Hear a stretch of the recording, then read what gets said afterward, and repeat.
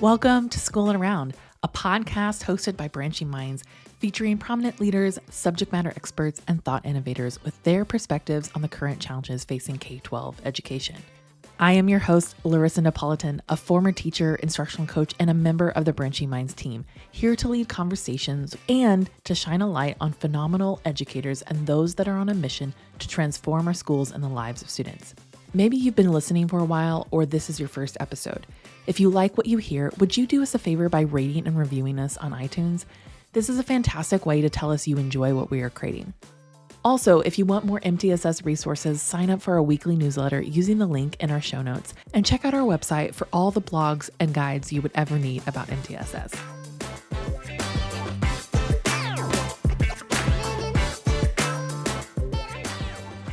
As a new teacher, I had this realization early on that as much knowledge and understanding that I had about teaching, there was nothing that prepared me for the realities of being a teacher day in and day out.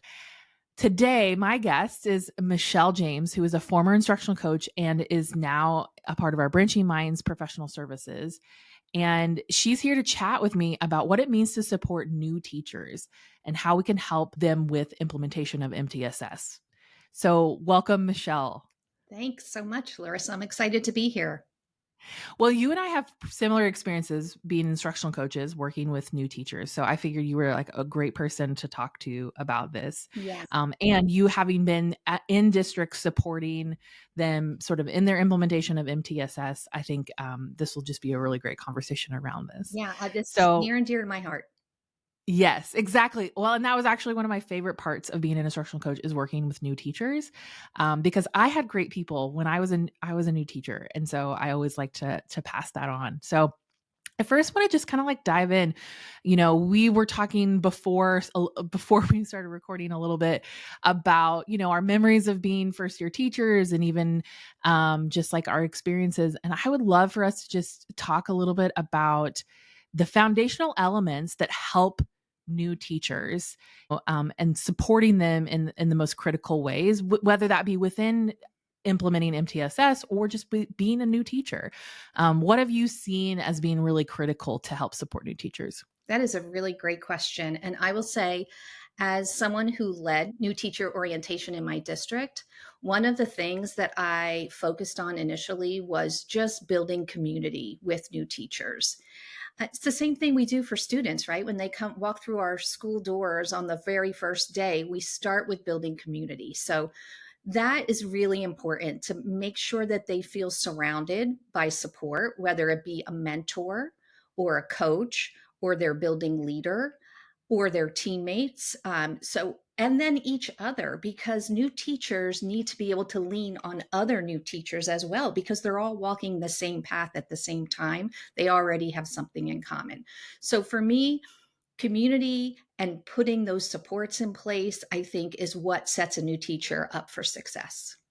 Yeah, I would agree. I would agree with that. I think community is such a vital part because it's really hard to be a teacher and you spend all day with kids. You need other adults to help you make sure you feel sane a little bit, right?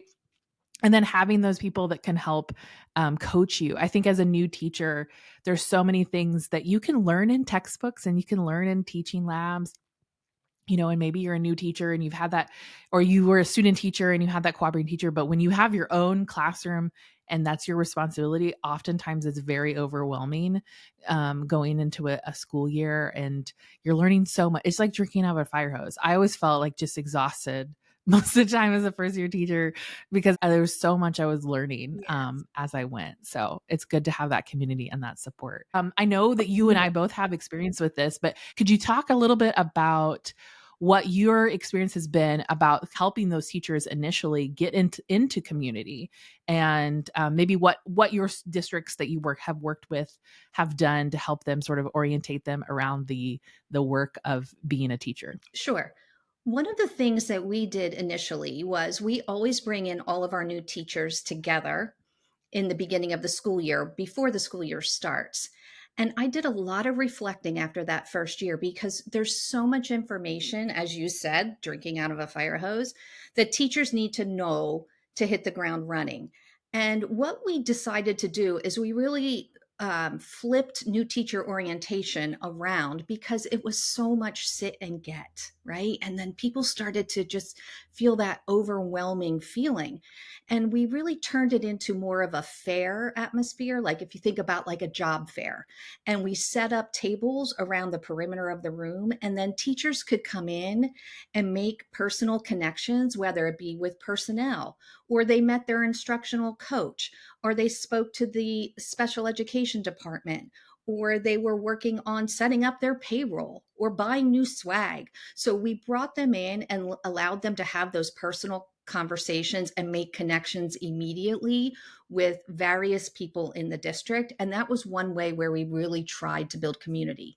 Then we layered on their mentors in terms of we had them meet their mentors and then do some team building activities so that they could begin to build those relationships, and then that safe space where they could go and feel safe about being vulnerable about things they might be wondering or areas in which they want to improve. So it really was about setting up all of those opportunities for people to come together and just uh, build relationships that then of course turns into building trust. Yeah.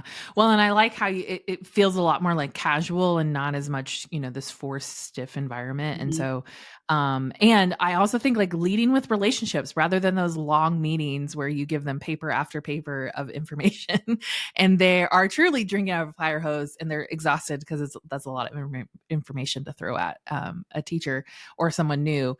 And we all have been there, right? Like you have a new job and you have all this orientation that you have to do, onboarding work. And so, it's better to lead with those relationships. I think helps kind of some of that information dissipate naturally. Yes, and then you can revisit it on your own time when you're mentally ready to read about anything that you need to know, right? And so it doesn't give that overload fire hose feeling. Yeah. Well, and really, like in education, relationships are such a crucial part of what we do that it's makes sense to lead with that, Yeah, right? So with implementation of MTSS or any kind of initiative, one of the hardest parts is you naturally have a little bit of turnover or a lot of turnover. And you have, whether it be brand new teachers or just new teachers to the district, to kind of get them, give them, orient them around that work, right? It's kind of like you're training new people. You kind of have to have a path for them to understand what's already in the works of the district. Can you talk a little bit about what your experience has been kind of bringing people on board some of that work of MTSS, or whether it just be any kind of big initiatives that a district is working on? What do you do with new teachers? How do we get them ready to go on the right. first day of school? Right. Great question. And I love the use of the word path because that's exactly what it is. And everybody is on the path, but they might be at a different place. So it's really important, just like MTSS, that we meet them where they are. So when our new teachers come in, they're all in the same place in terms of understanding their district that they're now employed at. And so what we did is we started with this high level overview of MTSS on those first couple of days so that they could get their a good understanding of what MTSS means. And from there, we mapped out the entire school year. And if you think even like aligning it to your handbook or setting up a schedule for your whole school year where we would bring teachers back together for monthly meetings.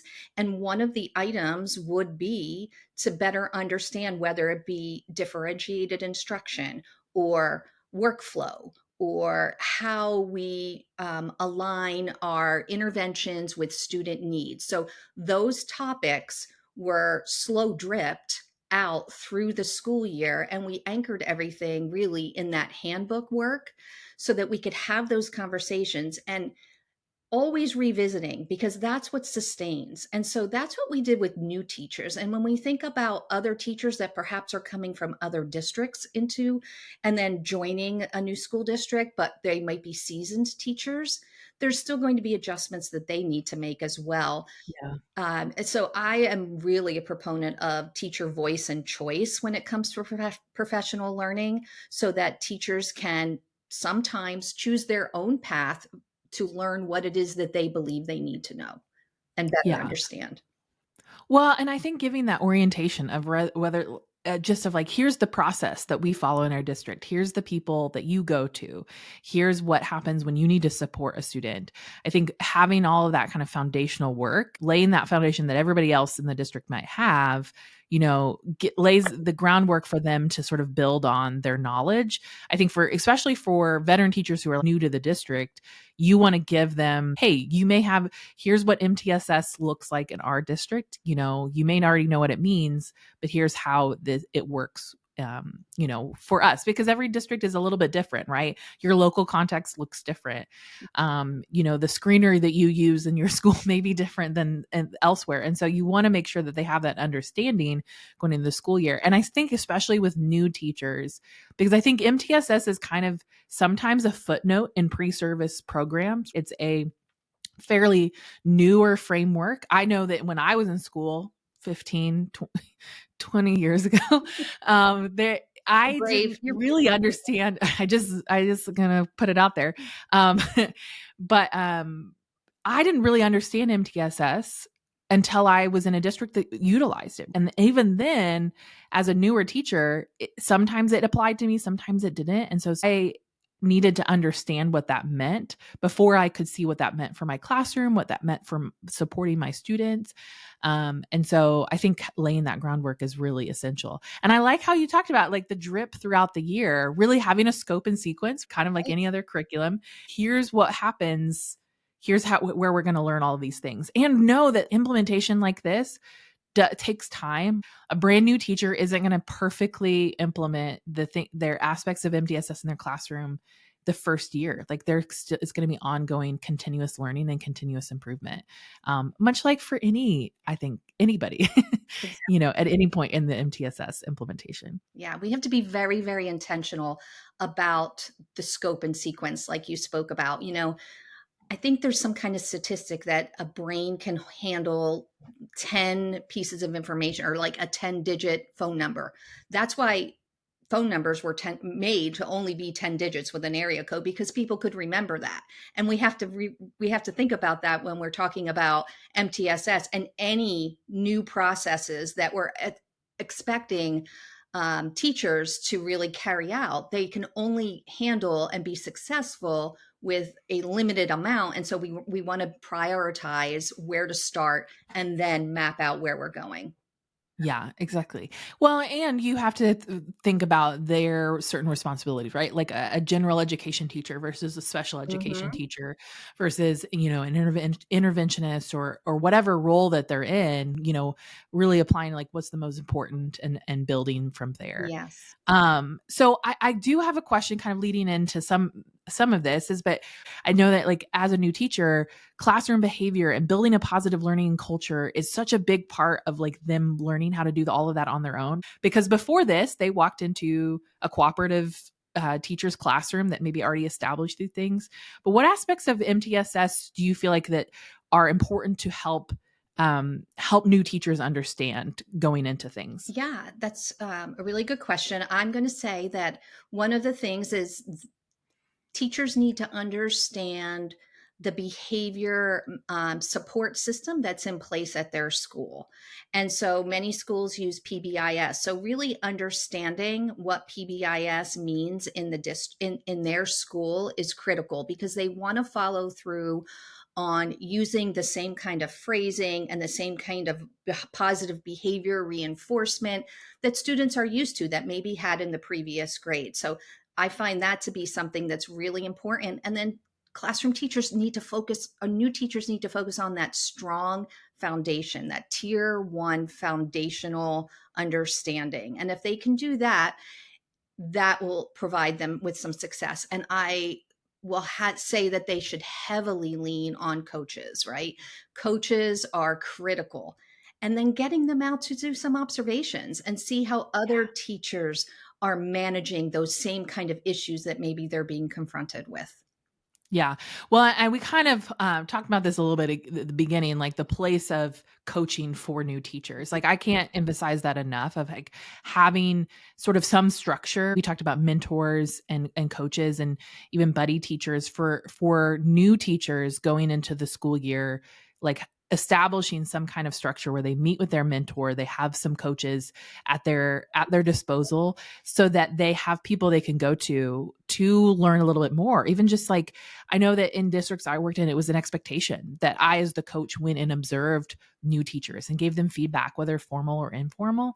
And I think that providing them the people to help coach them and get them to the place that they need to be, and help them even like set their own goals. If I want to get better at this, is always really, it's great to have that established in districts. And I know a lot of districts, and even I know a lot of states require those kind of things for Mhm. new teachers. And so, but it's also important to like really have a good structure for that, and provide the space and time for teachers to do that. Yes, I think what I hear you saying is that we need to plan a lot. We need to plan the professional development rollout, but we also need to plan those intentional touch points with their peers, with their Mhm. coaches, with their mentors, so that they have the space and time to unpack some things and then set some goals and then work on that continuous improvement cycle. Yeah. Yeah. And I think any good professional development plan, any district that has a really good professional development plan, has that understanding of what they need to do for teachers. But it is, I think, new teachers, I think sometimes it's easy to do a lot of that at the beginning of the school year, but I think support around particular times of the school year are really important, whether that be parent teacher conferences. We Go ahead. actually did that as well. I was just going to say that being proactive rather than reactive. So we know conferences are coming up. So let's pull all of our new teachers together and let's talk about how we set up a successful conference, how we use data to talk with parents, how we build bridges between school and home with parents through conferencing. And so that needs to happen before the conferences so that we're not feeling reactionary. Yeah. Yeah.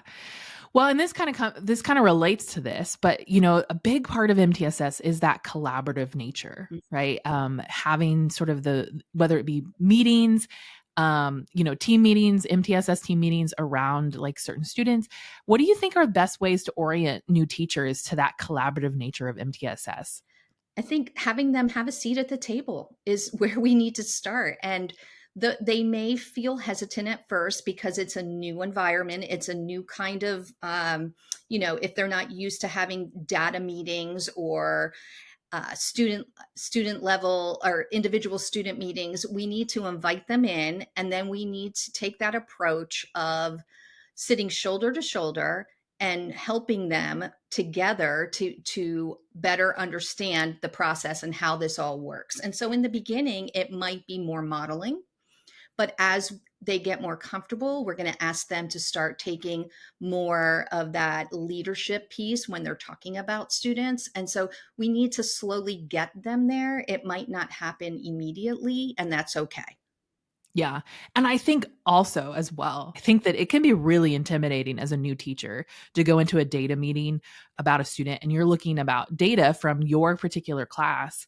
I know I struggled with this. Maybe I'm alone in it, but maybe I'm not. But just feeling like, oh, I haven't done enough for this student, right? It's really easy as a teacher to feel that way if a student is struggling in your class, to feel like you to take it personally. Yes. And so making sure that they understand that that's not the thing that they're talking about, right? Like, we're talking about how do we help with this student? And you may have done everything that you could, but making sure that the teachers know that it's like a non-threatening environment. Because sometimes I think back to some of those meetings where I felt like, oh, I haven't done enough to support the student, but really I had, but they just struggled and they needed more than what I could provide in my class. Yes. And so I think that that's important to understand. Yes. And I also, it's the way we ask questions, it's the way we frame our conversations that also help in that capacity. Something like ISIL, which is instruction, curriculum, environment, and learner. And we start at instructional level and we have those reflective conversations about what kinds of instruction does the student really respond to versus when do you notice they're not responding? And then what about the curriculum is hard for them to access? In an environment, that's the E. Do they work better in a small group? Are they better when they're sitting next to a peer? those are the kinds of questions we can ask to sort of pull out information that will help us support the student that doesn't necessarily feel like I'm not doing what I'm supposed to do. Yeah. And I think a lot of teachers may just experience this in general. It's just like taking that really personally because so much of what their job feels very personal. Thank you so much, Michele. Is there any kind of resource that we can provide for audience that talks a lot more about these questions? Anything that you have to share that we could provide them links in their show notes? Yes, I will give you links to ISIL. Again, that's Instruction, Curriculum, Environment, and Learner. And it really helps you frame how you ask questions and how you think about the student in that situation. So that is a really helpful piece of a really helpful resource that you can use. Awesome. Well, thank you so much, Michele, for being here. I really appreciate it. I enjoyed my time. Thanks, Larissa. Thanks for listening to Schoolin' Around, a podcast hosted by Branching Minds. Go ahead and subscribe to our feed wherever you listen to podcasts. And don't forget, if you are enjoying our content, would you do us a favor and rate and review our podcast on iTunes? This helps others find our podcast and lets us know how much you love what we're creating. Branching Minds is an educational technology company using learning sciences and technology to help districts effectively personalize learning through MTSS. To learn more about us, check out our website, branchingminds.com, or follow us on Twitter, Facebook, or LinkedIn at Branching Minds.